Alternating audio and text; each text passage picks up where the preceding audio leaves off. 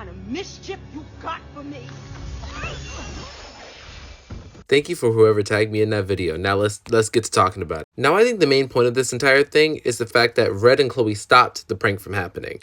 And that alters the timeline and makes everything change and shift a little bit differently. Obviously, we know that since the prank wasn't played, the Queen of Hearts was never, she never became a thing. She just became the queen of her homeland, and she became a good person, and the person we know and love at the end of Descendants 4. However, an individual that we did not see at the end of the movie was Ella. Now, I'm currently in the process of posting my review for Descendants: The Rise of Red, right? So stay tuned for that. It should be up in the next couple of hours. But like Ella, right? We didn't see her for the rest of the movie. I think in Descendants 5, she's going to be the villain because someone had to turn evil or turn bad. So since the villains could not prank Bridget, I think they end up pranking Ella. And I don't know, I kind of feel off about Cinderella because she kind of hugged, Chloe very oddly. Like, she gave her a proper motherly hug at the end of the movie because Chloe was sad that, in the alternate timeline, the original timeline, that she was. So I think in this timeline, Cinderella may be evil. How that goes to be, I think since the villains realized they could not touch Bridget, they go after Ella. And, Ella is very vulnerable because she's still Ella before she becomes Cinderella, before she becomes the princess. She's still, very vulnerable. She's still getting bullied by a stepmother and her evil stepsisters. So I think she is the next villain in the next movie, and that's what Red and Chloe are going to have to go back in time and fix. But I think they're still going to have problems. That's going to lead to Descendants 6, and that's where the eclipse, what do I call it? That's where the climax of the problem is going to come, and that's when they're going to solve it. But I think Descendants 5, we're going to be talking about how Cinderella may be turning evil. Princess Red, I know. And let's dig a little deeper. I just realized what I said in the last clip. That was not planned. Anyway, so continuing on with this theory, right? The prank didn't happen, which could lead to Cinderella turning evil, right? In Descendants: The Rise of Red, Ella agreed to go to Castle Coming with Bridget as friends since nobody asked Bridget to go with her, right? And we know somewhere along that timeline in Castle Coming, Prince Charming and Ella get together. Like, this is their, this is where they, start dating, and that's what leads them to getting married and having Chloe and Chad, right? But I think the calamity of Bridget being pranked, like the physical act of Bridget being pranked, is a catalyst that activated Charming and Ella to even start talking to each other, right? So with these 4 out of the picture and not pranking Bridget, I think Ella is still going to think Charming is a big stuck-up jerk. Prince Charming is never going to get to show his real self to Ella. And as a result, I think Chad and Chloe Charming are going to cease to exist because if their parents don't get together, they're not going to exist.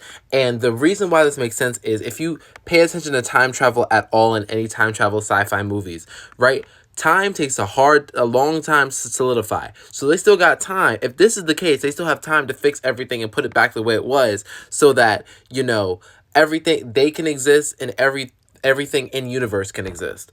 But I feel like they're going to do a thing where Chloe is going to start fading away. And I think they're going to put Chad in the movie because Jedediah Goodacre was at the Descendants: The Rise of Red premiere. And they might put him in the next movie, right? And if they do that, because I already alluded to him being in college, if they do that, like, these 2 are going to be responsible for helping Red put back the timeline that they destroyed.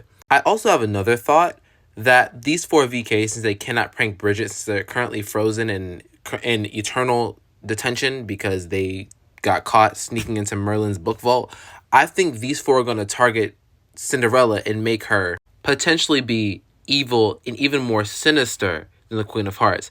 Because I will keep saying that at the end, when Chloe hugged her mom, it was a little off, right? And not to mention, Rita Ora's Queen of Hearts, when she was good, it didn't sit right with me. It seemed fake. It seemed like it was being forced, And honestly, I feel like Cinderella about to be evil in the next movie, y'all. But that's my theory. Leave in the comments down below what you think about it.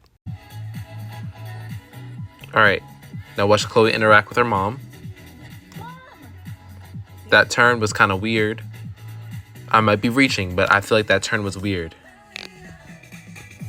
That whole, I don't know. I feel off about it. And listen to Uma's quote. Everybody got what they wanted. Getting what you want can be dangerous, especially when you mess with the fabric of time. You didn't think that was the end of the story, did you? You see this?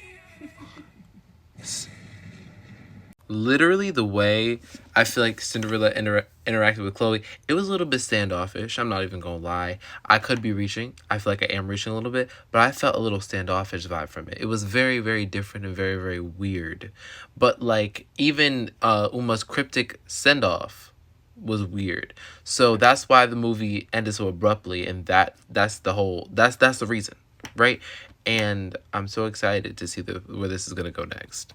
And another thing I want to say that I've learned from watching a bunch of sci-fi movies is that time is like a glass vase.